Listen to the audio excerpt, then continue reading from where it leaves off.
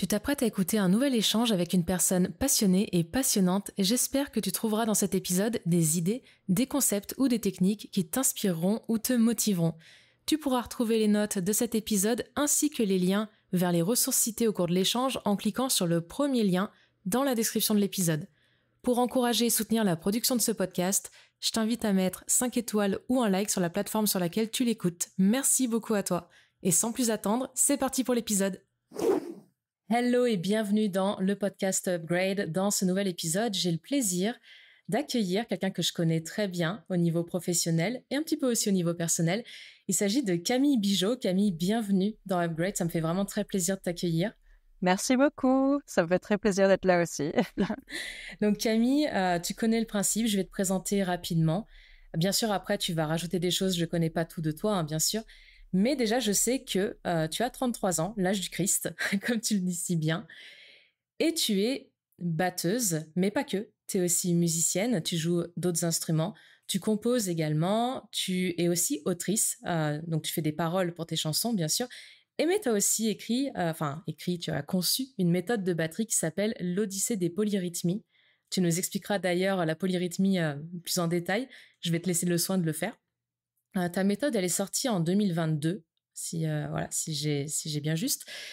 Et avant tout ça, avant d'arriver à ça, tu as étudié au Conservatoire de Toulouse. Si je me trompe pas, tu as été dans la promo de, je crois que c'est Big Flo ou Wally, non? Oui, alors pas au conservatoire, enfin si, avec Big Flo.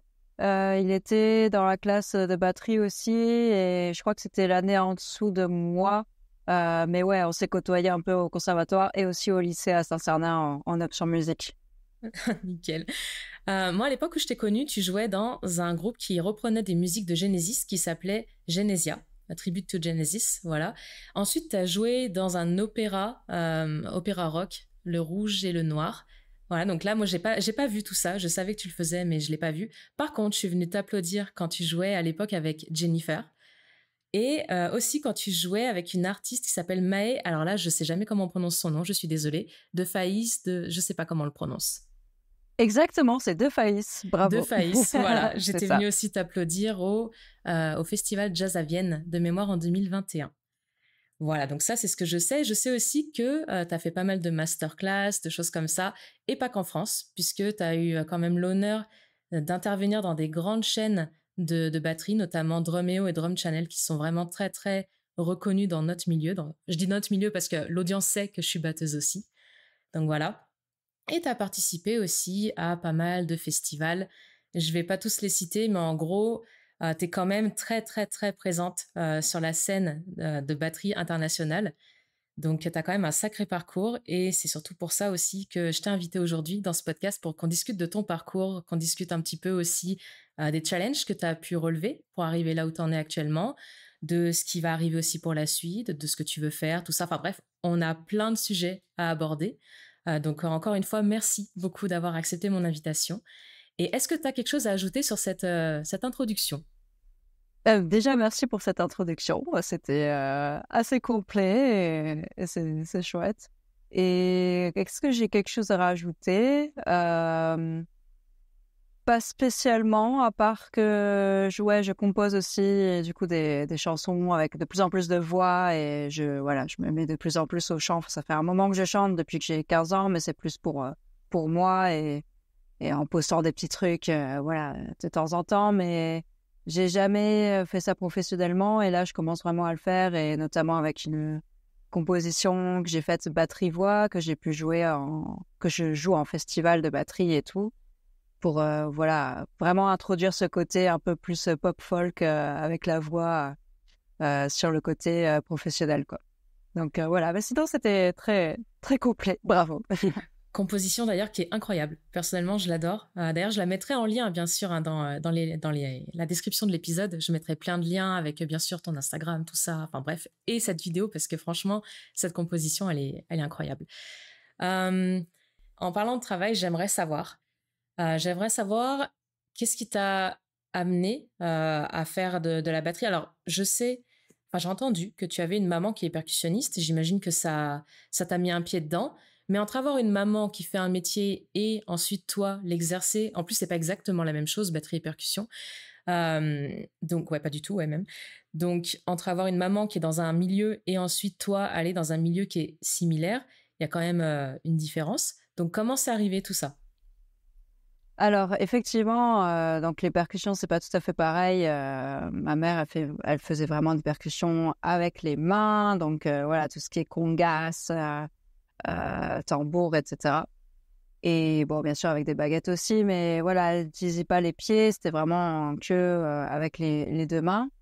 Et bien sûr, ça m'a inculqué le sens du rythme, mais c'est vrai que c'est pas quelque chose qui m'a attirée, vraiment. Et j'ai découvert la batterie, en fait, en classe de 6e avec une prof de musique qui nous a fait essayer la batterie un petit peu, enfin, ceux qui voulaient essayer dans la classe de 6e, parce qu'il y avait un kit de batterie dans cette classe de musique.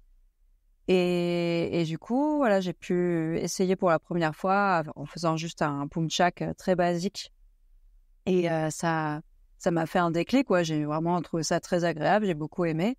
Et du coup, à partir de là, j'ai essayé de reproduire de la batterie chez ma mère avec ses trucs, son set de percussion. Et bon, c'était pas tout à fait pareil. Donc, à un moment donné, elle a eu pitié de moi et elle m'a acheté un kit de batterie. Donc là, j'ai pu, voilà, commencer en autodidacte. Et après, à 14 ans, quand je regardais pas mal enfin, j'écoutais beaucoup de musique rock, un peu Muse, Placebo, Linkin Park, Coldplay et tout. Et j'ai regardé un DVD de Placebo qui s'appelle Soulmates Never Die. Et c'est vraiment en voyant l'énergie du batteur, la musique, la lumière, tout se concentrer d'énergie que j'étais scotchée devant et que j'ai su que c'était ça que je voulais faire vraiment, genre c'est ça que je veux faire de ma vie. Et j'ai pas dérogé de ça. C'était vraiment une ligne tracée. Et j'ai jamais eu envie de faire autre chose que ça. Donc voilà, j'ai eu cette chance aussi de savoir que c'était ça que je voulais faire assez jeune, quoi. À 14 ans, je savais ce que je voulais faire de ma vie. Et donc voilà, en fait, c'est vraiment grâce à cette prof de musique, finalement, que j'ai découvert la batterie, parce que sans ça, j'aurais peut-être jamais découvert l'instrument et j'aurais jamais, voilà, découvert cette passion. Et c'était plus qu'une passion, ça m'a aidé, ça m'a complètement canalisé pendant, voilà, le collège qui était une période assez difficile. J'ai pu, voilà, c'était thérapeutique, quoi, complètement. Et ça l'est toujours aussi aujourd'hui, quelque part. Donc voilà, je suis très reconnaissante à cette prof de musique de m'avoir, voilà, de m'avoir permis d'essayer ça. Parce que sans ça, je sais pas du tout ce que j'aurais fait finalement. Ouais, t'as bien de la chance parce que moi, à mon époque, enfin, on a quasiment le même âge, hein, mais il n'y avait pas de batterie dans les salles de musique, il y avait la flûte à bec. On faisait de la Alors flûte à bec. nous Voilà. aussi, on a fait beaucoup de flûte à bec et d'ailleurs, j'en jouais pas mal pendant la cour de récré, un peu toute seule dans mon coin, mais il y avait aussi une batterie, ça c'est vrai que c'est une chance, ouais. Ouais, une grande chance. Et t'as eu de la chance aussi que on t'ait pas forcément freiné là-dedans, dans le sens où, moi je crois que je t'avais déjà expliqué quand on s'est vu à plusieurs reprises, hein, je crois que je te l'avais déjà dit, mais quand j'avais commencé les percussions classiques, l'un de mes professeurs à l'époque de quand j'étais petite, j'avais 9 ans, euh, je voulais faire de la batterie, il y avait une batterie dans la pièce de percussion, et j'avais dit, waouh, c'est génial, tout ça, et mon premier professeur qui était resté juste quelques mois, il m'avait appris juste les noms des instruments, enfin les noms des éléments de la batterie. La caisse claire, la grosse caisse, les tomes, tout ça. Mais j'avais vraiment envie d'en faire. Et mon nouveau prof qui était arrivé était un peu vieux jeu et il m'avait dit, ah non, non, les filles, ça n'a rien à faire derrière une batterie. Ok, merveilleux. Et par contre, à l'inverse, mon copain Pierre, qui était dans le cours avec moi, lui devait jouer de la batterie, alors que lui voulait jouer des claviers. Voilà. Et moi, j'étais obligée de me coltiner les claviers que je n'aimais pas spécialement. Donc, bah, pareil, après, la même chose que toi, j'ai tapé sur des plats, des trucs et tout chez ma mère. Après, elle a eu pitié de moi et pareil, j'ai eu mon premier set de batterie un an après. Mais c'est vrai que c'est quand même toujours une chance quand tu as des personnes autour de toi qui te poussent un petit peu ou au moins qui ne te freinent pas. Au moins qui te disent pas que c'est pas ta place, que t'as rien à faire là derrière, tout ça. Euh, Ouais, complètement. et quand t'as su que tu voulais faire ça, est-ce que est-ce que tu t'es heurté quand même dans ton entourage, malgré ta maman percussionniste, est-ce que tu t'es heurté à des phrases comme bah écoute, fais des études et ensuite tu verras si tu veux continuer la musique, ou alors fais des études comme ça, tu auras un vrai métier et à côté tu pourras faire de la musique, parce que ça c'est quelque chose qu'on entend souvent et pas que dans la musique. les photographes aussi, les danseurs. Quoique la danse, ça reste encore un peu différent, mais il y a quand même beaucoup de personnes dans le milieu de l'art, au sens large, qui font face à ce genre de remarques. Est-ce que toi, tu as eu ça ou pas? Ouais, c'est vrai que c'est quelque chose qui est très récurrent. J'entends beaucoup parler de ça autour de moi, malheureusement. Alors moi, j'ai eu, mais dans une moindre mesure, on va dire. C'est vrai que déjà à 16-17 ans, je composais des chansons et je voulais vraiment faire mon groupe. Et mon but, c'était vraiment d'avoir un groupe, de tourner, et voilà quoi. Mais mes parents, même s'ils connaissaient le milieu et tout, et qui m'ont encouragé bien sûr à faire ce que je voulais, ils tenaient à ce que j'ai des diplômes quand même, enfin un diplôme, que je fasse des études après le bac pour m'assurer mes arrières, blablabla, au cas où, au cas où je doive enseigner, que je doive avoir un diplôme pour rentrer dans une certaine institution. Et tout ça, si jamais le live ou la musique ne marchait pas. Alors, j'ai jamais douté que ça ne marcherait pas. Donc, pour moi, c'était un peu inutile tous ces diplômes. Mais voilà, j'ai accepté ça et effectivement, donc je suis rentrée au conservatoire pour avoir le prix de batterie, enfin jusqu'au prix de batterie. C'est vrai que c'était quelque chose aussi d'un peu surprenant parce que le conservatoire, j'avais une image très très poussiéreuse de ce truc-là en fait. En plus, le conservatoire de Toulouse, la façade, elle donne pas forcément envie quoi. Enfin, c'est dans une petite rue. Et ça fait un truc un peu vieillot. Et voilà, moi, j'avais vraiment cette idée de, ouais, le conservatoire, c'est associé à des études un peu classiques, vieillottes, où voilà, il y a beaucoup de rigueur, mais du coup, c'est pas... on va étudier tout ce qui est répertoire ancien et tout, et peut-être on va étudier la percussion, mais pas forcément la batterie et tout. Et en fait, je me trompais parce que ce conservatoire en particulier, celui de Toulouse, il a une classe de batterie à part entière. C'est pas percussion plus batterie. C'est percussion d'un côté, il y a une classe de percussion, mais il y a aussi une classe de batterie de l'autre. Et ça m'a apporté énormément parce que bon, j'ai eu la chance d'avoir un prof qui s'appelle José Filatro, qui enseigne toujours, mais de moins en moins quand même, et qui était un super pédagogue et en plus super batteur. Il te mettait la claque à chaque fois, il te montrait les exemples et voilà. Tu savais le but à atteindre et tu savais, voilà, c'était inspirant quoi de le voir jouer à chaque fois. Et voilà, super pédagogue et il nous a fait apprendre voilà des choses très modernes en fait, plein de styles sur lesquels je ne serais pas allée par moi-même parce que jusque-là j'étais autodidacte. Je ne serais pas allée faire du jungle, de la drum and bass, de la double pédale, pas forcément, tu vois, même des illusions rythmiques ou des signatures rythmiques un peu différentes. Je serais peut-être pas spontanément allée toute seule. Et voilà, il nous a fait étudier plein de différentes méthodes qui sont plus ou moins anciennes, mais quand même, voilà, qui permettent un style très moderne. Par exemple, le linear time playing aussi, je crois que c'est Gary Chaffee, si je dis pas de conneries. Enfin voilà, plein de styles qui ont contribué à vraiment enrichir ce jeu de base que j'avais et qui m'a permis d'avoir plein de vocabulaire quoi en plus. Et donc à côté de ça, une licence de musicologie jazz à l'université du Mirail qui s'appelle la faculté de Jean Jaurès maintenant, ça a été rebaptisé. Voilà, et bah pareil, c'était pas un truc que je voulais forcément faire, mais en plus, il y avait voilà, soit le choix entre jazz, soit classique. Le jazz, c'est pas trop mon truc. Bon, forcément, voilà, j'ai étudié le jazz du coup au conservatoire et dans cette formation de musicologie. Ouais, j'aime bien ce qui est jazz fusion et tout, mais voilà, le jazz swing classique et tout ça, c'est pas trop une musique qui me parle. Mais voilà, ça m'a permis quand même de faire... d'accroître vraiment mes connaissances, en tout cas harmoniquement et au niveau de l'analyse, de la compréhension musicale en général, parce que c'était très complet. On a fait de l'histoire, de l'analyse, de l'écriture, de la théorie musicale, du solfège, voilà, de la composition, plein de trucs, de l'arrangement. C'était quand même assez formateur. Donc je regrette pas de l'avoir fait. Ça m'a quand même donné une bonne base musicale.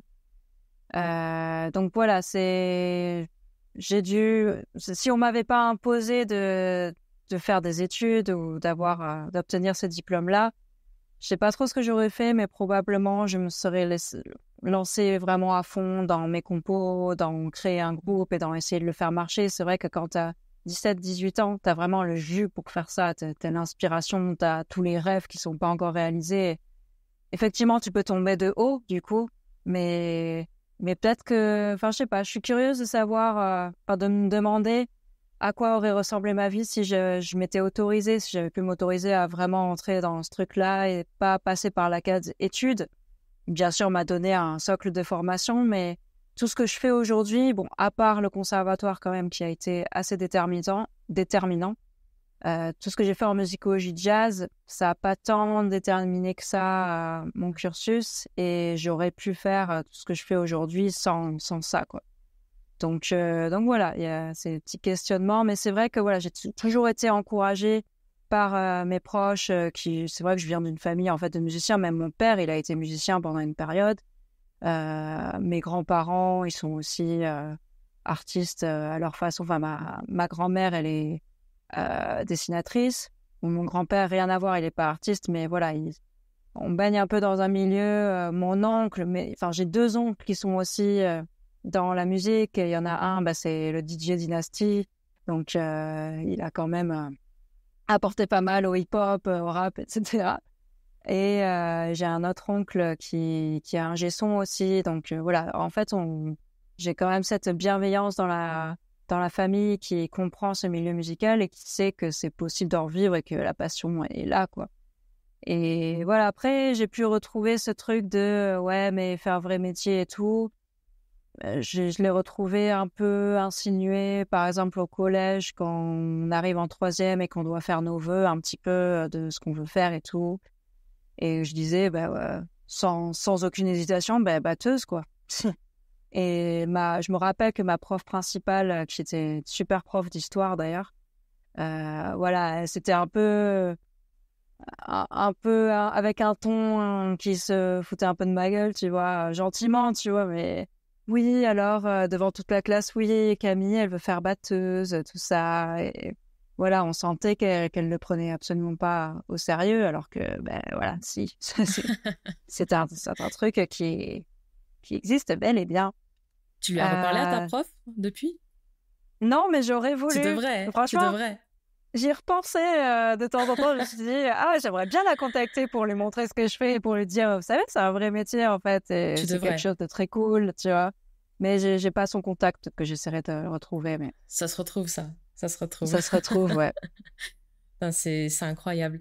Après, c'est vrai que cette histoire de faire des études pendant qu'on fait de la musique, tout ça, pour un peu assurer les arrières, comme tu l'as très bien dit, c'est quelque chose qu'on retrouve souvent. Moi aussi, j'ai fait ça d'ailleurs, beaucoup d'études, même beaucoup, beaucoup d'études. Et il n'y a pas longtemps, je me suis fait la réflexion que parfois, même souvent, les points finissent par se connecter. Les points de tout ce qu'on a fait, surtout quand on aime beaucoup de choses différentes. Que ce soit dans un même milieu ou que ce soit dans des milieux complètement différents d'ailleurs, les points finissent par se connecter à un moment ou un autre. Donc peut-être que là, pour l'instant, toi, c'est peut-être pas forcément le cas par rapport à ta licence, notamment en musicologie, mais peut-être qu'un jour, ça va finir par se connecter et puis on verra. Ça se trouve, dans 5 ans, dans 10 ans, dans 15 ans, tu vas te dire « Ah, heureusement que j'ai fait cette licence. » Ouais, c'est possible. Ouais, C'est c'est possible. carrément L'avenir possible. nous le dira. Complètement. Et ce milieu de la batterie, c'est un milieu qui est assez petit. D'ailleurs, la plupart des gens dans l'audience ne le connaissent pas spécialement. La plupart des gens de l'audience de ce podcast, en tout cas, connaissent bien sûr la batterie. Et quand on leur dit je suis batteuse, une immense majorité de personnes, je ne sais pas toi comment ça se passe, mais moi en tout cas, quand je le dis, les rares fois que je le dis, les gens me disent en face Waouh, mais c'est trop cool, moi j'ai toujours rêvé de faire de la batterie, mais je ne l'ai jamais fait. Voilà. Ouais. Donc les gens connaissent très peu au final ce milieu-là. C'est un milieu qui reste plus fantasmé qu'autre chose dans la plupart dans l'imaginaire de la plupart des gens. Est-ce que tu peux nous en dire un petit peu plus sur ce milieu, sur comment toi, tu as fait ta place aussi là-dedans? Parce qu'il y a aussi ça. Il y a pas mal de batteurs, il y en a de plus en plus maintenant, mais il faut trouver maintenant des bons batteurs, des batteurs qui arrivent à se démarquer aussi, des batteurs qui amènent des choses soit nouvelles, soit vraiment incroyables, tu vois. Donc comment toi t'as fait ta place? Là, je pense qu'on va parler aussi de la polyrythmie. C'est peut-être le moment d'en parler parce que clairement, je pense que ça a participé grandement à ton éclosion dans le milieu. J'aimerais que tu nous racontes un petit peu voilà d'où c'est venu tout ça, comment t'as fait ton trou en fait dans ce milieu qui est petit et à la fois qui fait rêver. Donc ouais, c'est un milieu qui est très paradoxal. Dis-nous tout. Ouais. Alors, quand on est batteur ou musicien de façon générale, c'est vrai qu'on a souvent ce retour-là des gens de ah oui, super, trop bien la musique avec les étoiles dans les yeux, oui, j'aurais aimé faire ça et tout. C'est vrai que je te rejoins là-dessus, j'ai pas mal de retours sur ça.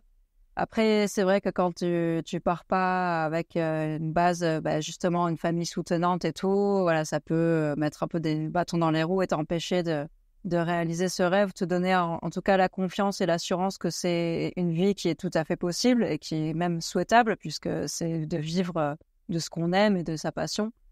Jamais j'aurais pu faire un métier pendant 7-8 heures par jour que j'aime pas, quoi, ou qui me donne pas envie de me lever le matin, qui a pas de sens pour moi. Et malheureusement, il y a tellement de gens, j'ai l'impression, qui sont bloqués là-dedans encore aujourd'hui pour des questions de sécurité matérielle ou familiale et tout. Mais bref, du coup, le milieu de musicien, mais il y a plein de choses à faire dedans. Alors moi, à la base, je voulais vraiment être dans des groupes et puis tourner, quoi, accompagner des artistes ou être dans des groupes. Alors à la base, je voulais être dans un groupe avec mes compos et puis voilà, je voulais être comme Placebo, quoi. Je voulais faire mes compos et tourner dans le monde entier et tout. Puis après, évidemment, ça a évolué parce que la réalité n'est pas forcément la même aussi que celle que vivent les autres ou que celle qu'on s'imagine. Donc, j'ai quand même commencé déjà dès 13-14 ans. Comme mon obsession, c'était d'avoir un groupe et de jouer avec un groupe. J'ai commencé à jouer dans plein de groupes à partir de cet âge-là. Et donc, ça a été des groupes de rock, de pop, puis un peu plus tard, quand j'ai vraiment commencé à aimer explorer les mesures asymétriques, j'ai fait pas mal de rock progressif, de jazz fusion et tout. Des groupes souvent amateurs. Juste pour l'audience qui n'est pas forcément musicienne, est-ce que tu peux nous expliquer un petit peu ces notions de asymétrie, tout ça, de manière accessible? Pour quelqu'un qui connaît vite fait la musique comme ça, genre, mais très basique avec les cours de musique qu'on a eu au collège, comment tu peux définir ça déjà? Oui, alors effectivement, tout le monde ne va pas comprendre ce que ça veut dire. Dans la musique qu'on entend tous les jours, la plupart de la musique, c'est des mesures carrées, c'est-à-dire que c'est souvent du 4-4, donc binaire. On va entendre un truc, poum, chac, genre poum, toum, toum, toum. 1, 2, 3, 4, 1, 2, 3, 4, voilà. Ça tourne carré comme ça en général. Ou alors c'est ternaire et ça tourne aussi carré puisqu'il y a toujours 4 temps, mais c'est divisé d'une façon ternaire, quoi. 1, 2, 3, 1, 2, 3, 1, 2, 3, 1, 2, 3. Donc, on a 1, 2, 2, 2, 3, 3, 2, 3, 4, 2, 3, et on recommence. Donc ça, c'est des mesures qu'on entend vraiment dans la musique d'aujourd'hui, de tous les jours, en tout cas la musique occidentale. Et tout ce qui est asymétrique, ça va sortir un peu de ce cadre-là, donc ça va être soit plus court, soit plus long, en général. Donc, c'est des trucs dont on a moins l'habitude. Je peux citer un grand exemple classique de Pink Floyd. Ça, c'est Money de Pink Floyd. 1, 2, 3, 4, 5, 6, 7. 1, 2, 3, 4, 5, 6, 7. Du coup, là, il y aura 7 temps au lieu de 4. Donc voilà, en fait, les asymétriques, ça sort de ce système un peu carré. Et on retrouve beaucoup ça dans la musique prog, métal, même certaines musiques rock, musique indienne, la musique jazz fusion. Il y a des mesures un peu alambiquées partout. Voilà, c'est quelque chose qui est propre à certains styles aussi musicaux. Donc, si on transpose ça pour des personnes, par exemple, qui sont indépendantes, qui sont freelance, qui sont entrepreneurs, au final, c'est un petit peu comme un marché de niche à l'intérieur d'un secteur un peu plus large, au final. Tout à fait, tu as très bien résumé la situation. Très bien. Donc vas-y, excuse-moi, je t'ai interrompu là-dessus parce que je voulais faire le point sur ce terme-là qui n'était pas forcément évident pour tout le monde. Mais vas-y, du coup, explique-nous comment tu es arrivé à faire ces mesures asymétriques et comment tu as pu faire ta place dans ce milieu de la batterie. Oui, donc voilà, j'ai commencé à jouer dans un groupe c'était un peu jazz fusion, ça s'appelait la théorie des cordes, ça existe toujours d'ailleurs, je crois, un peu, à Toulouse, parce que j'ai grandi à Toulouse, donc tous ces groupes étaient à Toulouse. Ça s'entend pas avec Euh, l'accent. à Toulouse, Toulouse à la campagne, Ah, d'accord. Là, c'est voilà, mieux. ça s'entame pas du tout. Et voilà, après, à part ça, voilà, beaucoup de groupes rock et prog. Et après, j'ai déménagé en fait dans le sud-est et je venais de finir mes études, je venais de finir le conservatoire et la musicologie jazz. Et je suis allée, j'ai déménagé parce que j'ai suivi mon compagnon de l'époque. Donc c'était entre Nice et Cannes. Et là, c'était une période un peu compliquée. Déjà, la période où tu viens de finir tes études et il faut que tu commences à gagner ta vie, à trouver vraiment un job concret, c'est toujours un peu compliqué. Mais quand tu es dans une région où tu ne connais presque personne et tu dois tout refaire en fait à zéro au niveau du réseau de musiciens, c'est encore plus compliqué.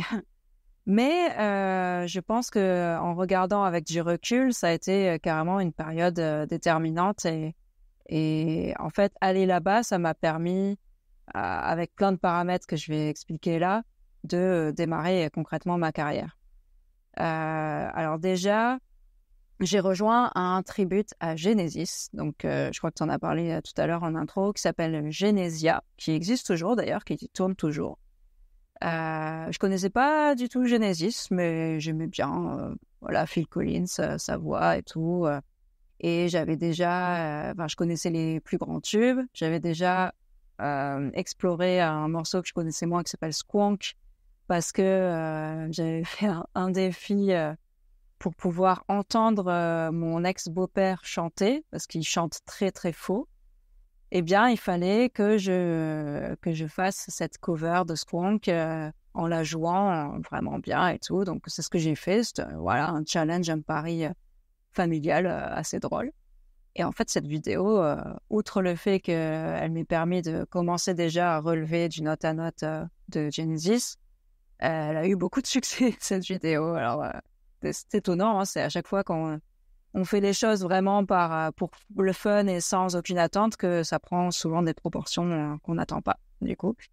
Euh, et donc, j'ai commencé avec ce tribut à Genesis et j'arrivais pas, à part ça, à faire le métier. J'ai essayé de faire des allers-retours à Paris pour faire des jam sessions, pour rencontrer des musiciens, pour avoir un peu plus de réseau, pour voir des artistes jouer, aller les voir à la fin du concert, leur dire « Coucou, je suis Camille, je suis batteuse et professionnelle. Si jamais vous avez besoin de mes services pour une prochaine tournée, je suis là. » Et du coup, voilà, les portes ne s'ouvraient pas, ça marchait pas comme ça. Donc, j'ai décidé de laisser un peu tomber à ce moment-là. Mais j'avais quand même trouvé, grâce à un pote que j'avais rencontré en Corse, j'avais trouvé un studio dans lequel bosser la batterie, ma batterie acoustique. Et je pouvais aller à ce studio quand je voulais, je payais une somme dérisoire, c'était vraiment une aubaine. Et donc à ce moment-là, quand vraiment ça marchait pas et que je comprenais pas qu'est-ce qu'il fallait que je fasse et ce que je pouvais faire de plus pour que ça marche et que les portes s'ouvrent, j'ai lâché prise un peu et j'ai décidé de juste me concentrer sur jouer la batterie, prendre du plaisir, explorer, voilà. Et c'est là que les polyrythmies sont arrivées. D'accord. Yeah. Donc là, tu t'es concentré vraiment sur toi, voilà, te faire plaisir, développer ton propre talent aussi, enfin tes propres compétences. Voilà, tu t'es focalisé sur toi, tu as développé tes compétences, tu as commencé à les étendre aussi avec la polyrythmie. Et là, tu as commencé à faire de plus en plus de vidéos, de choses comme ça, j'imagine, pour déjà voir ce que ça donnait, pour apprendre aussi comment faire, j'imagine aussi. Et d'un seul coup, paf, non? Alors c'est ça, en fait, je faisais déjà un petit peu des vidéos, enfin, je postais déjà quelques vidéos qui marchaient pas plus que ça, mais sur YouTube et sur Facebook, notamment, parce qu'il n'y avait pas encore Instagram à Ouais, l'époque. à l'époque, ouais. ni TikTok. Ah, c'était le bon vieux temps. Oui. N'oublie pas tout ça.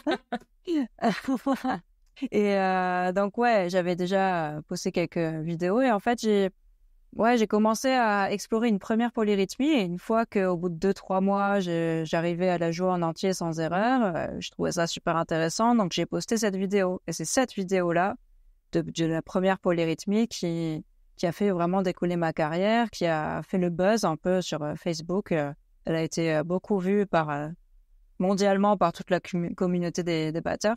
Et c'est comme ça qu'on a commencé à me proposer donc des contrats d'endorsement, notamment avec Remo, qu'on est venu vers moi, par exemple sur le Rouge et le Noir, la comédie musicale, l'opéra rock, là, sur laquelle j'ai joué en 2016-2017. C'est grâce à cette vidéo parce qu'elle a tourné dans le réseau. Il y a quelqu'un qui l'a envoyé à ce directeur artistique qui cherchait une section rythmique féminine et donc qui s'est dit bon bah si elle jouait ça, elle sait probablement jouer du rock.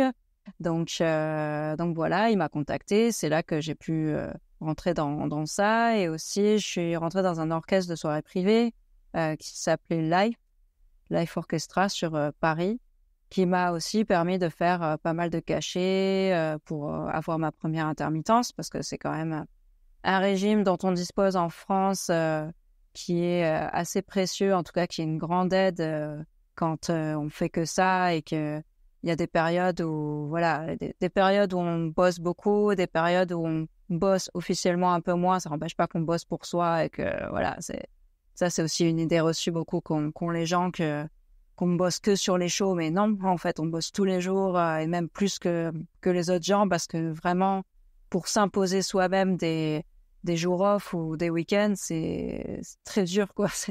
On bosse tous les jours, on est sur notre truc, sur notre instrument, sur le démarchage, sur les mails, sur les réseaux sociaux. Enfin, voilà, ça n'en finit pas. Ouais, c'est vraiment comme un travail d'indépendant, de freelance, de choses comme ça. Je veux dire, quelqu'un qui est en freelance, qui fait de la prestation de service, par exemple, il travaille pas que pour délivrer son service. Il travaille aussi pour démarcher les clients, pour faire l'administratif, pour faire plein de choses. En fait, sa compta, tout ça, c'est pareil. Juste avant qu'on continue, j'ai pas mal de petites questions sur ce que tu as dit juste avant. Déjà, pareil que pour les mesures asymétriques, je vais te demander de définir de la manière la plus simple possible, la plus accessible possible, le terme de polyrythmie. Oui, alors polyrythmie, je le définis comme ça. En fait, vous imaginez un flow de ce qu'on appelle les doubles croches. Donc, c'est un flow de ta ta ta ta ta ta ta ta ta ta, un rythme continu comme ça. Ça, c'est votre squelette. Ta ta ta ta ta ta ta ta ta. Et vous ne jouez pas forcément toutes ces notes. C'est vraiment un squelette en fond comme ça. Et il y a juste certaines notes de ces tas qu'on va jouer. Et la polyrythmie, c'est prendre ce même squelette et d'une main, par exemple, on va accentuer un tas tous les 4 tas, tu vois. Ta, ta, ta, ta, ta, ta, ta, ta, ta, ta, ta, ta, ta. Donc, ça va être un rythme en 4, en fait. 1, 2, 3, 4, 1, 2, 3, 4, 1, 2, 3, 4. Et d'une autre main, on va prendre cette même subdivision, ta, ta, ta, ta, ta, ta, ta, ta, ta. Sauf que cette fois, on va pas accentuer un tas tous les 4 tas, on va accentuer un tas tous les 3 tas. 1, 2, 3, 1, 2, 3, 1, 2, 3, ta, ta, ta, ta, ta, ta, ta, ta. Et on va superposer ces deux lignes. Donc, c'est le même ta, ta, ta, ta, hein. C'est la même subdivision. Sauf que il va y avoir, voilà, un nouveau rythme qui va être créé par la combinaison de ces deux superpositions. Donc, on va avoir d'un côté 1, 2, 3, 4, 1, 2, 3, 4, 1, 2, 3, 4, 1, 2, 3, 4, 1, 2, 3, 1, 2, 3, 1, 2, 3, 1, 2, 3, 1, 2, 3, tac, tac, tac, tac, tac, tac, ta, ta, ta, ta, ta. Et ça va donner ce rythme qui fait ta, ta, ta, ta, ta, ta, ta, ta, ta, ta, ta, ta. Donc, 1, 2, 3, 4, 1, 2, 3, 4, 1, 2, 3, 1, 1, 2, 1, 2, 3, 1, 2, 3, 1, 2, 3, 1, 2, 3, 1, 1, 1, 1, ta, ta, ta, ta, ta, ta. Et là, on se retrouve avec une polyrythmie, 3 pour 4, ta, ta, ta, ta, ta, ta. Et ça crée en fait un nouveau rythme. Donc, ce sont des rythmes qui ont la même subdivision, mais qui n'ont pas la même longueur. Et qui se jouent en boucle comme ça, et qu'on va les superposer l'un avec l'autre, et qu'on va les jouer en boucle l'un avec l'autre, ça va créer un nouveau rythme. Et c'est ça que je trouve passionnant. Et en plus, ça rend ce rythme quasiment mélodieux. Notamment sur cette fameuse vidéo, la fameuse première polyrythmie qu'on a connue de toi. Cette polyrythmie, elle est relativement mélodieuse aussi, hein. Il y avait pas mal de notes déjà dedans. Parce que oui, sur la batterie, on peut quand même faire des notes. Et on a cette mélodie qui revient constamment. C'est ça, en Donc, fait, c'est une mélodie sur les tomes. Parce qu'il y a exactement. des tomes et tu peux accorder les tomes. Ce Mm. sont des notes, en fait, comme des tambours. Il y a des tambours aigus, tambours graves. Donc, ça crée effectivement une mélodie. Moi, sur cette première polyrythmie, c'était do, do, do, do, do, do, do, do, do. Donc, j'ai un tome qui fait ça, un tome qui est à l'octave, et puis le tome du milieu qui est là, et donc do, do, do, do, do, do, do, do, do. Voilà. Super, là franchement c'est tellement bien expliqué, je crois que tout le monde a pu comprendre. En plus avec les mélodies, tout ça, impeccable. Super. Tu as parlé aussi d'une petite notion qui est intéressante. Tu as parlé d'endorsement. Ça, c'est un terme qu'on entend très peu dans tout ce qui est entrepreneuriat, choses comme ça, même les indépendants, les freelances. On entend plutôt le terme de partenariat, mais au final, c'est un petit peu la même idée. L'idée, concrètement, c'est qu'il y a une marque qui va être représentée par des artistes. Et les artistes, en échange, vont bénéficier du soutien de la marque pour diverses choses. Ça peut être pour du matériel, ça peut être pour de la communication, ça peut être pour plein de choses différentes. Donc, c'est le même concept au final dans la musique que dans l'entrepreneuriat. Et c'est dans ce genre de choses que j'aime bien faire le parallèle entre musique et entrepreneuriat. Je trouve ça assez intéressant parce que le développement d'une carrière musicale, au final, c'est très similaire au développement d'une activité de freelance, au développement d'une entreprise et de ce genre de choses. Là, comme tu vois, enfin, tu l'as très bien dit, hein, tu avais des portes qui n'étaient pas forcément ouvertes, tu galérais un petit peu, tu savais pas trop comment faire et tout, tu t'es focalisé sur toi, tu as développé tes propres compétences, tu as commencé à les documenter, ça a fini par se voir, et à ce moment-là, tu as commencé à avoir des propositions à droite à gauche qui t'ont emmené jusqu'à Paris, tout ça. Et en plus de ça, tu as eu des marques, des grandes marques en plus, parce que les gens le savent peut-être pas dans l'audience, mais Remo et une autre marque qu'on partage d'ailleurs en commun qui s'appelle Tama, qui est un fabricant de batteries, qui est vraiment qui est présent partout dans le monde. Tu as quand même des grandes marques voilà, qui sont venues te demander au final de les représenter en échange de leur soutien. Donc, finalement, c'est comme le développement d'une carrière de freelance, c'est comme le développement d'une entreprise. Ça grossit, ça grossit, ça grossit, les projets arrivent. J'imagine que derrière, il y a des projets que tu as peut-être même dû refuser. Ou après, je sais pas du coup comment tu as géré tout ça. Est-ce que tu as tout accepté ou est-ce qu'au final, tu étais un peu sélective en disant, ça, ça m'intéresse, ça m'intéresse moins. Et comment tu as fait un petit peu ces choix? Parce que quand on regarde, juste pour préciser la question, quand on regarde les groupes avec qui tu as joué, les artistes avec qui tu as joué, on passe quand même de Genesis à Jennifer. Donc, je crois que dans l'audience, tout le monde connaît Au Soleil, tout ça, J'attends l'amour, la Starac, tout le monde connaît. Donc, on passe de ça à ça. Derrière, on a Maï de Faïs qui est plutôt jazz, soul. Donc, est-ce que... Il y a même eu d'autres personnes qu'on n'a pas forcément citées, mais est-ce que c'était des choix vraiment de se dire, OK, je vais aller dans ce projet-là? Ou est-ce que c'était, tu prenais un petit peu tout ce qui pouvait passer pour te développer au maximum et élargir au maximum tes horizons? Alors, c'est une bonne question. Je pense que j'ai pas eu tant de propositions que ça au niveau des groupes et des formations au début, en tout cas. Moi, ce qui était prioritaire pour moi, c'était évidemment quand il y avait de la production derrière et que c'était rémunérant caché, ce qui n'est absolument pas le cas de tous les projets qu'on peut se voir proposer. Il y a certains projets qui sont en développement et voilà, il y a quelques cachets de temps en temps, mais tout n'est pas payé et voilà. Donc moi, je privilégiais vraiment ça et en fait, ça s'est pas vraiment chevauché trop. Il y avait de l'espace à chaque fois pour chaque proposition, donc ça s'est fait naturellement comme ça. J'ai pas le souvenir d'avoir dû refuser tant de projets que ça, qu'il y avait des propositions en même temps en tout cas. Donc ouais, j'ai un peu enchaîné effectivement entre le tribut de Genesis, Jennifer. Alors j'ai dû passer une audition pour Jennifer et pour la petite histoire. C'est la bassiste avec qui je jouais dans cet orchestre de soirée privée qui s'appelle Live. Donc, on a joué ensemble là, on a aussi joué ensemble dans Le Rouge et le Noir. Et en fait, elle était sur l'audition de Jennifer et c'est grâce à elle que j'y étais aussi parce qu'elle a constaté que dans un des groupes d'audition, comme ils auditionnaient que des filles, il manquait une fille. Il y avait un batteur, un mec à la place. Et donc, en fait, elle a demandé au directeur artistique, mais est-ce qu'il manque une batteuse là et tout? Si c'est le cas, je connais quelqu'un que je peux vous recommander et tout. Et c'est comme ça qu'on m'a appelé 2 jours avant l'audition, que je suis allée faire l'audition et que j'ai été prise. Donc, voilà, c'est le réseau, ça joue beaucoup aussi.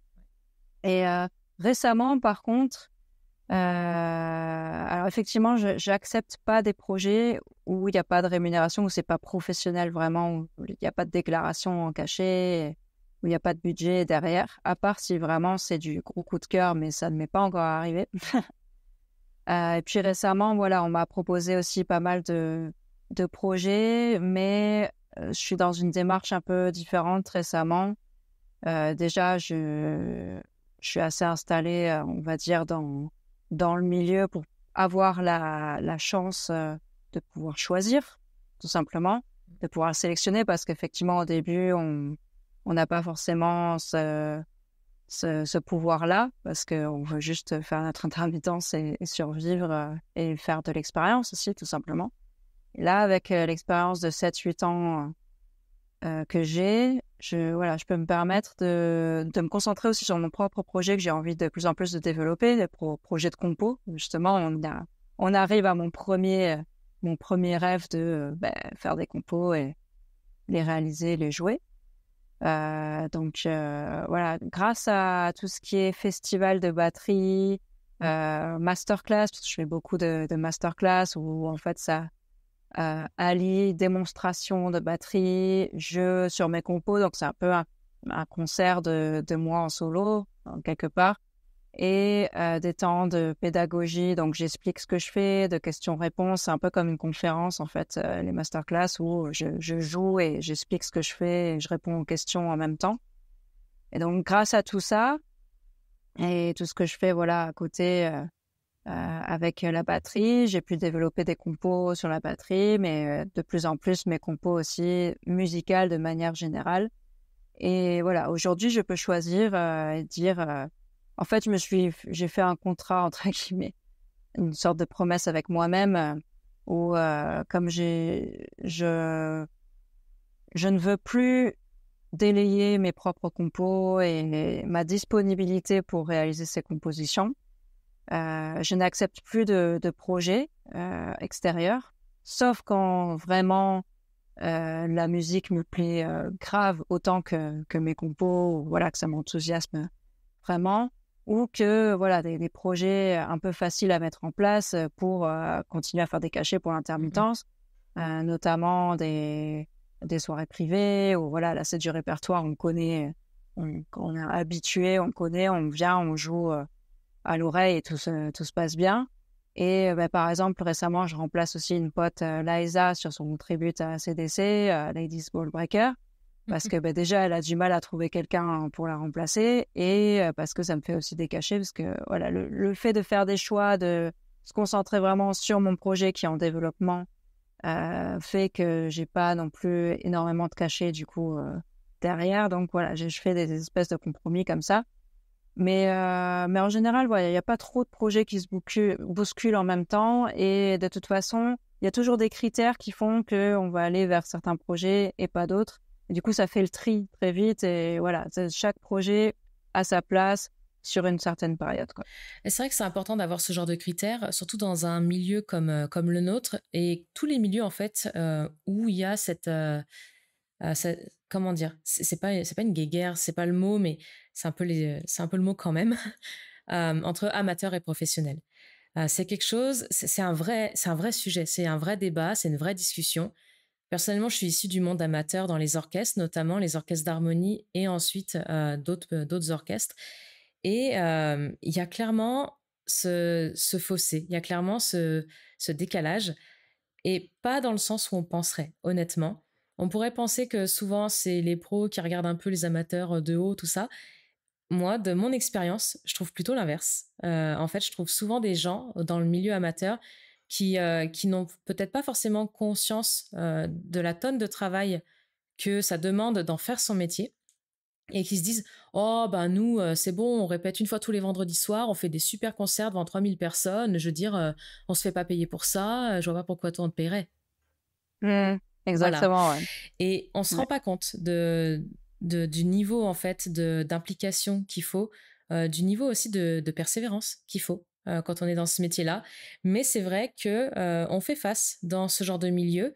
En fait, tous les milieux qui peuvent être des hobbies, qui peuvent être de simples hobbies, voilà, des simples loisirs, mais qui peuvent aussi être professionnels. Ça va aussi pour le sport, ça va pour plein de choses. On fait face à ce genre de problème.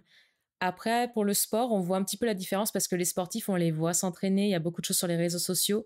Et on a plus conscience du niveau d'implication que ça demande parce qu'on a conscience que cuisiner tous les jours, des repas sains, faire attention à ses macros, aller s'entraîner 3, 4, 5 heures par jour, c'est quelque chose de difficile. Et puis, on a aussi des compétitions, on a les JO, on a plein de choses qui passent depuis qu'on est tout jeune. On voit les sportifs professionnels, ils sont médiatisés beaucoup plus que les musiciens qui sont souvent, ils sont pas forcément dans l'ombre, mais on voit que les shows, on voit que ces choses-là. Rarement on voit des interviews d'après où les gens parlent de leur métier, tout ça. Alors que les sportifs, après une compétition, souvent on a des conférences de presse. Moi qui ai travaillé dans le sport aussi, il y avait des conférences de presse après chaque match de basket ou de choses comme ça. Et on revenait sur les entraînements, on revenait sur ce genre de choses. On revenait sur les efforts fournis, sur les plans, les techniques et tout. Nous, les musiciens, on n'a pas ça. On fait le show, on doit garder la magie. Les gens viennent pour voir un spectacle, ils viennent pour voir un concert. Et derrière, ça s'arrête là. Ils ne se rendent pas forcément compte de tout ce qu'il y a derrière. J'ai récemment reçu le manager, enfin l'ex-manager du groupe Trio, qui a pas mal parlé de ça justement dans un épisode. Et c'est vrai qu'on ne se rend pas compte de tout ce qu'il y a à mettre en place, que ce soit au niveau administratif, au niveau technique, au niveau de la logistique et bien sûr au niveau des musiciens eux-mêmes. Le nombre d'heures qu'il faut s'entraîner, c'est des heures où on n'est pas rémunéré, c'est des heures, on les passe voilà, chez soi à s'entraîner, souvent tout seul d'ailleurs, on doit faire le taf tout seul. C'est des choses que les gens ne voient pas forcément. Et du coup, il y a ce truc avec les amateurs où tu as des gens à côté qui sont passionnés aussi, comme nous, mais qui ont un métier à côté pour, comme tu l'as dit en début d'interview, pour sécuriser aussi le côté matériel, financier, parce que voilà, il y a des personnes qui ont besoin de ça. C'est pas tout le monde qui arrive à se lancer pour vivre de ses rêves et de se lancer un peu dans le vide, comme ça, parce qu'on sait jamais. Enfin, se lancer dans une carrière musicale comme ça, c'est comme se lancer en entrepreneuriat ou des choses comme ça. On sait pas de quoi demain sera fait, on sait pas si on va y arriver, on sait pas quel challenge on va rencontrer, on n'a pas de paye qui tombe à la fin du mois de manière sécure, tout ça. Donc ça fait peur. Si en plus on a des enfants ou des personnes dépendantes de nous, c'est encore plus dur. Donc c'est pas forcément tout le monde qui peut se permettre de faire ça ou qui a le caractère pour ou qui a la foi en fait pour le faire. Oui, je pense que c'est vraiment une histoire de passion, quoi. C'est un sens de la vie. Ouais, ouais. Ouais, c'est une mentalité, c'est un mindset à avoir aussi.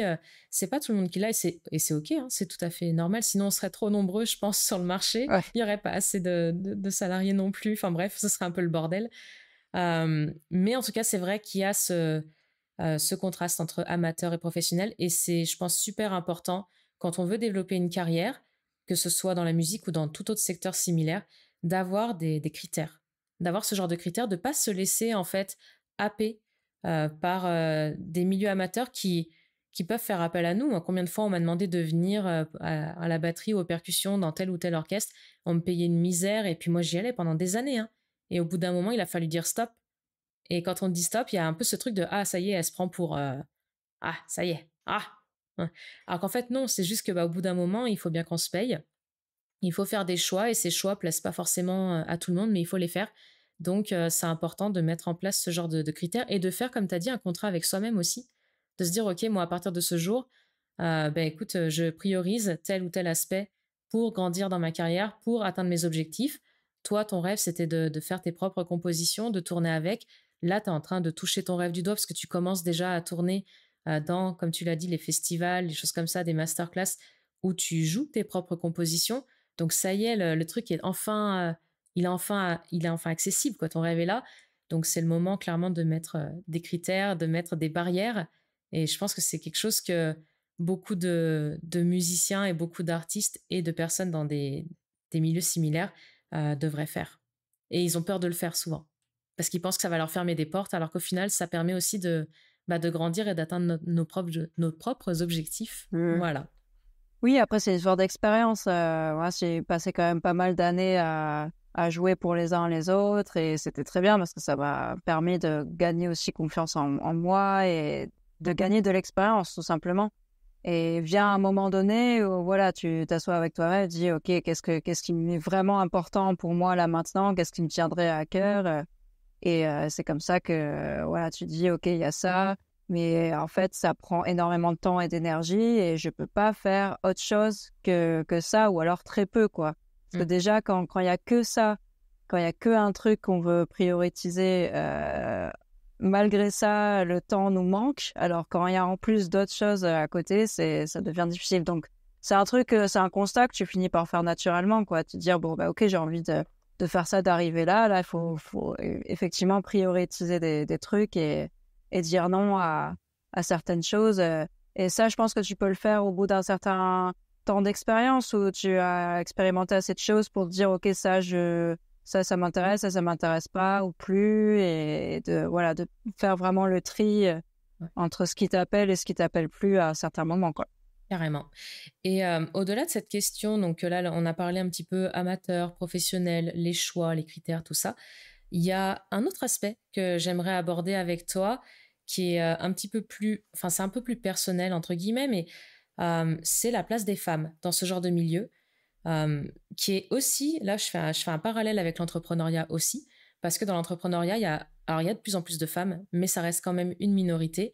Dans la musique et encore plus dans la batterie, qui est réputée, enfin qui était réputée il y a quelques années de ça pour être un instrument, je cite, de garçons. C'est vrai qu'on voyait très peu de femmes à la batterie à l'époque. En tout cas, à l'époque où moi j'ai commencé, j'étais la seule fille dans toute ma ville à faire des percussions. Et voilà, comme je t'avais dit, bah, j'ai eu des remarques, des choses comme ça. Et toi, quelle a été ton expérience en tant que femme dans ce milieu-là? Comment est-ce que tu as pu bah, trouver ta place dans ce milieu qui est quand même relativement masculin, même si ça commence à évoluer de manière significative? Et est-ce que tu as eu des expériences qui t'ont marqué en bien ou en mal, hein, d'ailleurs, euh, à cause de ça, entre guillemets, à cause, t'as compris l'idée, quoi. Ouais. Alors moi, je crois que j'ai pas mal de chance, entre guillemets, parce que je suis consciente de tout ce truc qu'il y a avec, voilà, t'es une fille, tu n'as rien à faire là, ou une fille à la batterie, voilà, c'est rare. Donc, il y a tout cette espèce de questionnement sur la légitimité des femmes, alors que pour moi, de base, ça n'a jamais été une question pertinente. C'est-à-dire que l'instrument, c'est pas un truc de sexe, c'est un truc d'humain, quoi. Donc, il y a pas, homme ou femme ou chinois ou européen ou américain, on s'en fout complètement, tu vois. C'est vraiment un truc d'être humain. Comme je dis, on n'a pas besoin d'un pénis pour faire de la batterie. C'est Ou alors, ça ça. va être très spécial. Et pareil, on n'a pas besoin d'un utérus pour faire de la flûte. Ah oui, exactement. Mm. Donc voilà, dans ma tête, ça a toujours été, enfin, cette question n'a jamais vraiment existé et peut-être que ça se ressent aussi comme je focus pas dessus. Euh, j'ai jamais eu vraiment ce problème. Enfin, je me suis très bien entendue avec les mecs. Et c'est vrai que j'ai côtoyé du coup beaucoup de mecs dans ce milieu-là. Jusqu'à récemment, jusqu'à il y a 4-5 ans quand même, où la mode commence à changer. Et c'est vraiment une mode maintenant de créer des groupes de filles et tout. Mais voilà, au début, en tout cas, je me suis toujours super bien entendue avec les mecs. Ça a toujours été mes potes. J'ai jamais eu de remarques ou de ressenti de j'ai rien à faire là ou je suis pas à ma place du tout. Tu vois, j'ai pas eu, on m'a pas fait sentir ce truc de t'es une fille à part. Voilà, sur les jams ou les trucs comme ça, où le public, voilà, le public qui est mignon, il n'est pas dans ce milieu-là. Et voilà, une personne qui n'est pas habituée à voir une fille à tel instrument, ben, va voilà, te faire la remarque, mais c'est OK, c'est mignon comme remarque et c'est gentil, c'est bienveillant, tu vois. La remarque de «Oh, dis donc, moi, vous êtes une fille à la batterie, c'est pas souvent qu'on en voit, vous jouez super bien», tout ça. Bon, voilà, c'est juste un truc sociétal et c'est OK, tu vois. Mais dans mon milieu professionnel, dans les gens avec qui j'ai évolué, je me suis jamais sentie genre, je sais pas, dédaignée ou voilà, j'ai pas eu ce ressenti-là. Donc, je suis peut-être privilégiée parce que j'ai pas l'impression que ce soit le cas de beaucoup de femmes dans ce milieu-là. Mais je veux dire, c'est pas, voilà, comme c'est pas une question de sexe, c'est aussi une question de valeur dans son esprit. Ouais, ça a jamais vraiment était quelque chose auquel il fallait faire attention parce que je m'en fous, moi je veux juste faire de la batterie et c'est tout, et peut-être que ça se ressent et du coup j'ai pas eu ce problème-là. Après, je trouve que dans le milieu de la musique aujourd'hui, c'est même un atout, je pense, d'être une femme aujourd'hui parce que comme je disais, ça fait 5-6 ans que c'est devenu une mode de mettre des filles, ben voilà, comme il y a tout cette espèce d'élan voilà, de reconnaître que la femme est l'égale de l'homme dans certains domaines, etc. Et que, encore une fois, moi je trouve que ce débat, ça n'a pas de sens. C'est que, enfin voilà, le sexe, ça n'a pas de sens de créer des séparations comme ça, que ce soit d'un extrême à l'autre à cause du sexe. Pour moi, c'est un peu un débat qui va nulle part. Mais bref, en tout cas, aujourd'hui, il y a cette mode on cherche des filles, la parité, ou voire pour montrer l'extrême inverse, on veut que des filles, quoi. Ouais. Moi, je suis Donc, très mitigée d'ailleurs à ce sujet, hein. ouais, moi, je trouve que c'est une fausse solution, mais ouais, tant mieux, parce après, voilà, ça peut, on voit plus de filles, donc ça crée des modèles féminins pour les jeunes générations C'est ça. voilà, qui grandissent avec cette image de ben, c'est pas une histoire de sexe, il y a autant de filles que de gars, et voilà, c'est pas parce qu'il y a que des gars que je peux pas le faire, voilà, ça crée cette espèce d'inspiration, donc ça c'est cool, c'est positif. Mais voilà, en tout cas, je pense que c'est plus facile aujourd'hui de trouver du taf vraiment professionnellement en tant que musicienne, en France en tout cas, qu'en tant que mec, parce que le milieu est plus bouché quand t'es un mec, et comme on recherche des filles, ben en fait c'est carrément plus facile aujourd'hui, je trouve. Donc voilà, tu vois, il y a la discrimination, malheureusement, elle est là, comme on va dans l'autre extrême, les gars ils en bâtissent aussi, quoi, même si évidemment c'est eux qui ont été sur la scène et sur le job pendant des années, que là ça commence à changer. Ben voilà, encore une fois, je trouve ça un combat qui n'aurait pas lieu d'être, ou en tout cas c'est pas un vrai problème, quoi. C'est vrai que je te rejoins là-dessus, sur le point positif. C'est vrai que ça donne une visibilité en fait aux femmes, et ça donne du coup un exemple, un modèle pour les petites filles. Je me rappelle notamment du festival qu'on avait fait, enfin on avait participé, toi et moi, avec d'autres batteuses, le Drum Her Festival. C'était en 2018, voilà, qui avait été créé par Luc, qui était super d'ailleurs. On pense bien à lui, là où il est. Et du coup, ce festival, je me rappelle, quand j'étais sortie de scène, il y avait plusieurs personnes qui étaient venues me voir, et notamment des femmes déjà d'un certain âge, mais aussi des petites filles. Et le constat était le même, le discours était le même. J'ai eu des femmes d'une cinquantaine d'années ou plus qui me disaient: moi, j'ai toujours rêvé de faire de la batterie, et du coup, vous m'avez donné envie de m'y mettre. Et ces femmes se sont inscrites pour la rentrée d'après en cours de batterie. Ça, pour moi, c'est une victoire énorme. Et aussi les petites filles qui disent: ah, mais en fait, on peut faire ça. Et du coup, elles viennent avec leur papa, leur maman, tout ça. Et en fait, les parents se disent: ah, mais oui, en fait, il y a des nanas là-dedans. Et du coup, ma fille, elle aura quand même aussi sa place. Ma fille sera pas un extraterrestre, parce que c'est vrai que ça peut faire un peu peur quand tu es la seule personne un peu différente voilà, de la masse.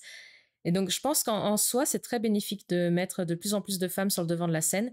Par contre, c'est vrai que je suis plus mitigée sur cet aspect de on ne veut que des filles, parce que même si j'ai fait partie d'un groupe qui était 100% féminin, qui s'appelait les Toxic Frogs à l'époque, qui existe toujours hein, d'ailleurs, c'était pas un groupe qui se vendait comme tel. Voilà, c'était pas marqué Toxic Frogs, le groupe féminin de punk rock celtique. Genre, non, pas du tout. C'était juste un groupe de meufs. Voilà. Donc, c'était relativement simple. Par contre, c'est vrai que quand c'est quelque chose, là, on parlait de Jennifer tout à l'heure, où c'était, bah voilà, nous, pour cette tournée, on veut faire un groupe avec que des filles. Ben, je trouve que derrière, il y a ce petit aspect un petit peu marketing, au final. Et d'un côté, je trouve ça cool de donner la chance à des femmes, parce que c'est vrai qu'on va pas se mentir, si tu as des auditions ouvertes à tout le monde, tu auras 80% d'hommes en général, et encore peut-être même 90. Et forcément, tu as moins de chance, c'est des mathématiques. Hein. Si tu as 90% de gens de plus que si t'es que des filles, bah, tu as quand même 90% de chances de moins d'arriver à tes fins. Tu as plus de concurrence. Donc c'est bien, ça laisse plus de place aux femmes. Mais d'un autre côté, il y a ce truc de ah, mais t'as été prise, ouais, mais parce que t'es une fille, en fait, si t'avais été un gars, t'aurais peut-être pas été pris, du coup. Et ça enlève au final un petit peu de légitimité et un petit peu de reconnaissance aux femmes qui peuvent faire partie de ce genre de projet au final. parce qu'il y a ce truc de elles sont là parce que c'est des femmes. Et de ce côté-là, je trouve que ça dessert plus qu'autre chose, parce que ça met les femmes dans une petite case, en fait. Comme si c'était des gens qui avaient des capacités en moins, tu vois, et du coup, il fallait leur faire une petite case pour, tu vois, faut bien qu'elles s'expriment elles aussi, pauvres petites Ouais. créatures. Voilà.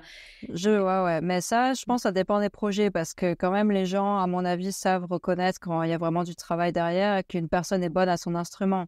Tu vois, quand une personne déchire tout sur scène, tu vas pas remettre en cause son talent par son sexe, tu vois. Enfin, donc, effectivement, ça dépend du castage, tu vois. Si on est sur un groupe avec effectivement que des meufs et ça joue moyen ou ça joue correct, mais ça défonce pas, là, on va peut-être se poser la question, mais du moment que ça défonce, et c'est vrai que là, je reproche aussi à certains casteurs de justement aller chercher les meufs parce que ce sont des meufs et pas parce que elles ont certaines capacités ou du talent dans certains trucs, parce que justement, il y a ce danger-là aussi derrière de caster parce que c'est une fille et pas... Enfin voilà, ça me dérange aussi beaucoup qu'il y ait ce truc-là de... Là, ça commence à aller mieux pour moi parce que je commence à avoir un nom, en tout cas dans la scène de la batterie en France et tout, parce que j'ai des capacités, j'ai travaillé longtemps. Mais ce truc à l'époque quand on m'appelait parce que on recherchait, on me connaissait pas, tu vois forcément, et genre on m'a donné ton nom parce que t'es une fille batteuse.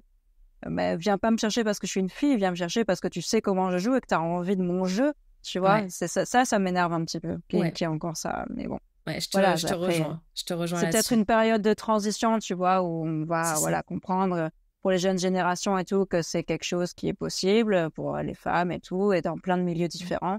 Et une fois qu'il y aura ça, les humains se reconnaîtront entre eux par leur talent et leur côté humain et pas par leur sexe, encore une fois. Donc, Ouais. voilà. Et avant de passer à la phase finale de cette interview, qu'est-ce que tu donnerais comme conseil à une personne qui veut se lancer dans un milieu qui peut être un hobby du coup, mais la personne veut vraiment en faire son métier à plein temps ou pas d'ailleurs, elle veut juste en faire son métier, voilà, point. Il n'y a pas de plein temps ou pas, parce que quand on est indépendant, plein temps, ça veut rien dire au final, on ne travaille pas 35 heures, on travaille plus souvent. Donc, qu'est-ce que tu donnerais comme conseil à une personne qui veut se développer dans un milieu qui tient du hobby, qui tient du loisir, mais là, pourquoi elle veut se lancer professionnellement? Alors déjà, je pense qu'il y a plusieurs ingrédients qui font que ça ne peut que marcher, entre guillemets. La première, c'est vraiment la détermination, l'appel qu'on a interne de « Ah ouais, ça me fait vraiment plaisir de faire ça me fait du bien, je me sens à ma place, je sens qu'il se passe un truc quand je fais ça, qui se passe pas ailleurs. » Ça, c'est un premier truc. Il faut vraiment, je pense, être sûr de ça avant de pouvoir se lancer pleinement dedans. Deuxièmement, il y a quand même un temps de formation, je trouve, en tout cas par rapport à mon expérience, par rapport à la batterie et la musique en général, un temps de formation qui n'est pas négligeable parce que tout ça, voilà, c'est des connaissances, ça fait partie, c'est le corps aussi. Tu peux pas, on n'est pas des machines, on peut pas nous inculquer comme ça des masses de connaissances en un rien de temps. Ça demande du temps, de répétition, répéter encore et encore des gestes, des mémoires auditives, musculaires. Voilà, je parle de mon métier, hein, mais j'imagine que c'est un peu la même chose Ouais, dans c'est du d'autres développement de domaines. compétences. Ouais, c'est du développement de Voilà, compétences donc il faut pures. quand Voilà. même prendre le temps de faire ça, se dire que ça va pas arriver tout seul et même juste prendre le temps d'avoir des premières expériences et de pouvoir ajuster le tir, de se situer, de juste gagner de l'expérience. Et même pour pouvoir en vivre professionnellement, moi ça m'a pris encore une fois 3 ans, quoi. C'est pas rien. 3 ans alors que j'étais déjà formée, entre guillemets. Donc voilà, pour vraiment faire le réseau, etc. Mais je pense que quand on a vraiment cet appel de voilà, c'est ça que j'aime faire, c'est ça que je veux faire, et en fait, c'est un truc de vie, quoi. Donc, que ce soit 3 ou 4 ans au début de toute une vie de ça, ben c'est rien, 3 ou 4 ans sur 40, 50 ans, voire plus de carrière. Donc voilà, il faut prendre le temps de faire ça et savoir que voilà, ça prend du temps, ça se fait pas en un claquement de doigts. Et ensuite, je trouve que c'est beaucoup de réseaux que les gens sachent que tu existes, que tu es fiable, qu'ils peuvent te faire confiance, que humainement ça se passe bien, que tu es une personne cool, avec qui voilà, ça se passe bien. Donc voilà, aller rencontrer les gens en vrai. Je parle de la musique par exemple, faire des jam sessions beaucoup pour que rapidement comme ça on peut vraiment dans une ville avoir du travail parce que voilà, on se montre, on sait que les gens savent que ah tiens, ce nouveau guitariste il joue super et tout, et on échange les contacts et hop, les propositions arrivent comme ça, propositions professionnelles. Et puis aujourd'hui il y a un élément à ne pas négliger, c'est les réseaux sociaux. On aimerait bien pouvoir s'en passer, mais voilà, je trouve que ça apporte quand même beaucoup aujourd'hui. Enfin, moi, c'est comme ça aussi que ça a beaucoup joué en ma faveur sur ma carrière, notamment sur Facebook en 2016. Mais voilà, aujourd'hui, après, c'est sans arrêt changeant. C'est difficile parce qu'aujourd'hui, on sait que ça prend une place énorme, les réseaux sociaux, mais il y a de plus en plus de monde dedans, c'est de plus en plus bouché. Les trucs d'algorithme et tout, où t'as beau avoir des followers, en fait, ils voient pas du tout ton contenu parce que c'est des trucs d'algorithme qui changent tout le temps, et c'est un peu, c'est difficile, je trouve, de trouver la logique et la satisfaction là-dedans. Donc, encore une fois, là, je pense que faut savoir faire les choses aussi, pas pour un objectif il faut que j'arrive à ça, mais vraiment, faut que ce soit drivé en premier, je pense, par vraiment la passion qu'on a de le faire et le plaisir qu'on prend à le faire. Parce que ça marche ou que ça marche pas, ce qui compte, c'est le plaisir vraiment qu'on a à le faire. Et en général, si on fait la chose pour que ça marche en dénigrant notre plaisir, c'est là que ça va pas marcher. Alors que quand on fait une chose pour le fun, pour le plaisir, c'est une règle, c'est très paradoxal, mais c'est un truc que j'ai constaté dans ma vie en général et assez récemment. Vraiment, quand tu te fous de faire quelque chose et que tu le fais pour le fun et parce que ça te fait du bien, ça va apporter des résultats. Et que tu n'as pas d'attente dessus, ça va apporter des résultats assez fous. Moi, la polyrythmie, vraiment, je m'y attendais pas du tout, quoi. Et pourtant, c'est ça qui a fait vraiment la base de ma carrière. Et par contre, quand alors tu pars d'un truc où tu as du plaisir et tout, mais que tu développes trop vite une idée derrière de ah ouais, il faut que j'arrive à ça, et ça va me faire arriver à ça et ça, tu développes des attentes, c'est mort, c'est mort. Ça n'arrivera jamais parce que du coup, ça sera jamais à la hauteur de ce que tu t'imagines dans la tête. Donc, au milieu de tout ça, de cette passion, cheminement, contact, réseaux sociaux, et puis de croire à ce que vous faites, et encore une fois, de jamais lâcher la flamme de ça me fait du bien profondément. Il faut essayer aussi de faire attention à ce truc d'attente et avoir le moins d'attente possible, en fait, parce que les choses se passent jamais comme on les attend. Et c'est là aussi que les surprises et la magie se passent, quoi. Donc, voilà, gardez ça en tête. Donc, si je devais résumer, tu dirais que déjà, il faut kiffer ce qu'on fait, il faut aimer profondément ce qu'on fait. Ensuite, il faut développer ses compétences pour le faire bien, pour être vraiment compétente dans ce domaine-là. Non, c'est pas une fois que, c'est en même temps, on développe son réseau, on commence à se faire connaître, on commence à dire coucou, je suis là. Le réseau, si possible, de manière humaine, vraiment. Là, je parle pas de réseaux sociaux tout de suite, mais de manière humaine, connecter avec les gens au sens propre. Et donc, que ces gens, en fait, sachent que tu existes, sachent que tu es là, sachent que tu as des compétences, que ce soit techniques, mais aussi humaines. Voilà. Et en parallèle, il faut donc communiquer avec le moyen qu'on trouve le plus agréable pour nous, en tout cas le moyen qu'on peut continuer sur le long terme, le moyen qui nous fait quand même un peu kiffer un minimum. Et la dernière chose que j'ai entendue, du coup, c'est pas de se focaliser sur l'arrivée, mais de se focaliser sur le chemin, en gros. De kiffer le chemin, sans faire attention au point d'arrivée qu'on fantasme, parce que déjà, on sait même pas si on va y arriver. On peut arriver à un autre endroit qui peut être tout à fait bien, même mieux parfois. Donc voilà, l'idée, c'est de kiffer, de faire les choses bien et de se focaliser sur le fait qu'on aime ce qu'on fait. Voilà. Voilà, tu as très bien résumé. Ouais. Très bien.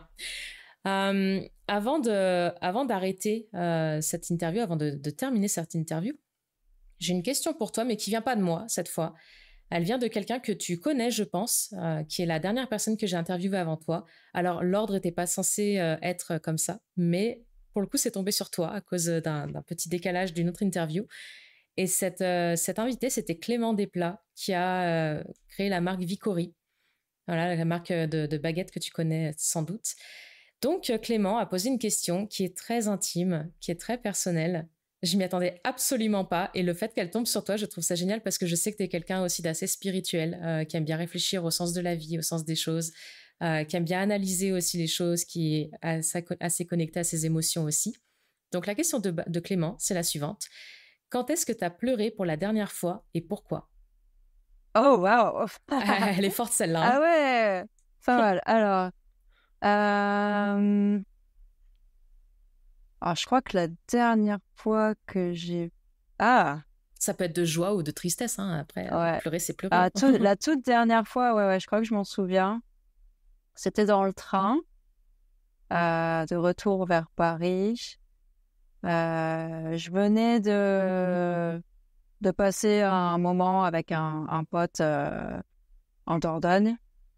Et en fait, je faisais le point, j'écrivais un petit peu, parce que je tiens une sorte de journal où j'écris quand il se passe des événements qui sont importants pour moi, où voilà, ça me permet de tirer du sens et d'évoluer, de prendre du recul. J'écris toujours un petit peu voilà, ce qui se passe et ce que je ressens. Et en fait, j'avais traversé en avril et en mai une période un peu de deuil sur plein de trucs, pas des deuils personnels de personnes, mais des deuils sur des façons de faire, des façons de voir les choses, et pourquoi je fais ça, quel sens ça a, comment le faire, etc. Et des deuils notamment par rapport à mes attentes, les attentes que j'ai des choses et même des relations en général, et voilà, de ce que la vie peut nous apporter et tout ça.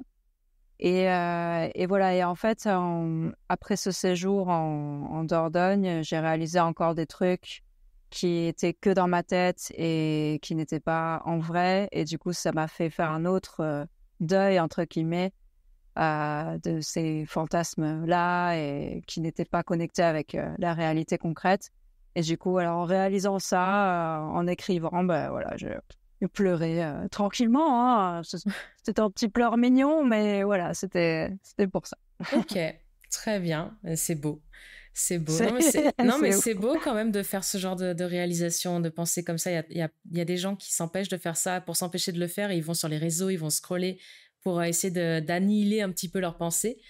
Ouais. Mais en fait, une fois qu'on se libère de ça et qu'on accepte les émotions, ça d'ailleurs, ce sera le sujet d'un des épisodes prochainement, on se libère quand même de pas mal de choses. Donc, donc c'est bien, c'est un bon pleur, j'ai envie de dire. Merci beaucoup d'avoir partagé ça. Et à ton tour, j'aimerais que tu poses une question au prochain invité. Tu connais le concept. On se l'est déjà expliqué en off, mais pour les auditeurs qui ne le connaîtraient pas, le concept est simple. Je reçois d'autres personnes après toi, une autre personne. Tu ne sais pas qui c'est. Et d'ailleurs, heureusement, parce que des fois, il y a des changements dans le timing. Donc, voilà. Donc, tu ne sais pas qui c'est. Et tu vas donc poser ta propre question à cette personne-là et on verra comment elle répondra lors du prochain épisode. Ok, alors je vais réfléchir un peu à ma question, parce que du coup c'est très large et très vaste, et n'importe quelle question peut être posée. Ah bah tu vois, celle-là elle était balèze, hein, celle de Clément. Ah ouais, c'était cool, j'aime bien cette question. Moi aussi. Ouais, ou alors, je me donne 2 minutes de réflexion. Vas-y. Pendant ce temps, un petit interlude.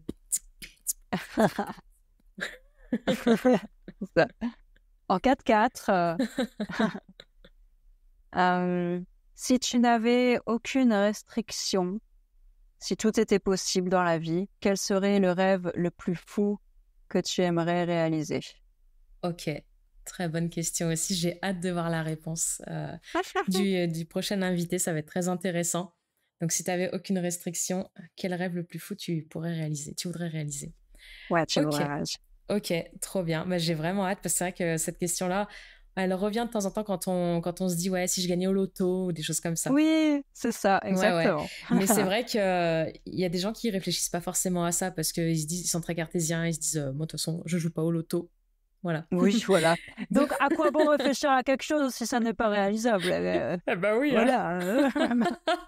Ah bah C'est oui, c'est bien, les auditeurs auront eu en live les voix qu'on se fait quand on s'envoie des messages vocaux. c'est ça. Exactement. Sans filtre, aucun filtre. Bon, bah c'est Non. cool.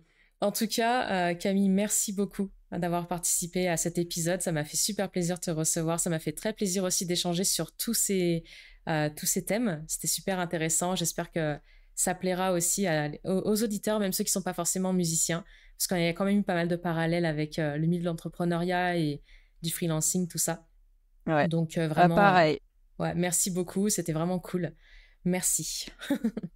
Ouais, mais merci à toi. Ouais, j'ai passé un très bon moment, hein. C'était chouette voilà, de réflexionner sur tout ça. Et voilà, j'espère que ça pourra en inspirer quelques-uns. Et bien sûr, je l'ai Et dit d'ailleurs au début de l'interview, mais les liens vers tes profils, tout ça, ce que tu fais, ton travail, ça sera aussi dans la description de l'épisode. Donc, n'hésitez pas à aller y faire un tour, même si vous n'êtes pas batteur et tout, essayez d'aller découvrir un peu ce que Camille fait, parce que vraiment, ça vaut le détour et ça pourrait même vous ouvrir un petit peu l'esprit sur la batterie. C'est pas du tout comme ce que vous pensez, vraiment. c'est Donc, plus facile que ça. oui, voilà. Merci beaucoup en tout cas, Camille. Merci à toi et à la prochaine. À très bientôt. Et voilà, j'espère que cet échange avec l'invité du jour t'a plu. J'aimerais beaucoup connaître ton avis sur cet épisode et sur les sujets abordés, donc je t'invite à le partager maintenant dans l'espace commentaire de la plateforme sur laquelle tu écoutes. Comme prévu, tu peux retrouver les liens vers les ressources citées dans l'épisode en cliquant sur le premier lien dans la description. Avant de partir, si tu peux laisser un like ou 5 étoiles sur la plateforme sur laquelle tu écoutes ce podcast, ça compte beaucoup pour moi et ça m'encourage à continuer de produire ce genre de contenu, donc merci beaucoup. On se retrouve dans le prochain épisode. D'ici là, prends soin de toi et très belle journée à toi.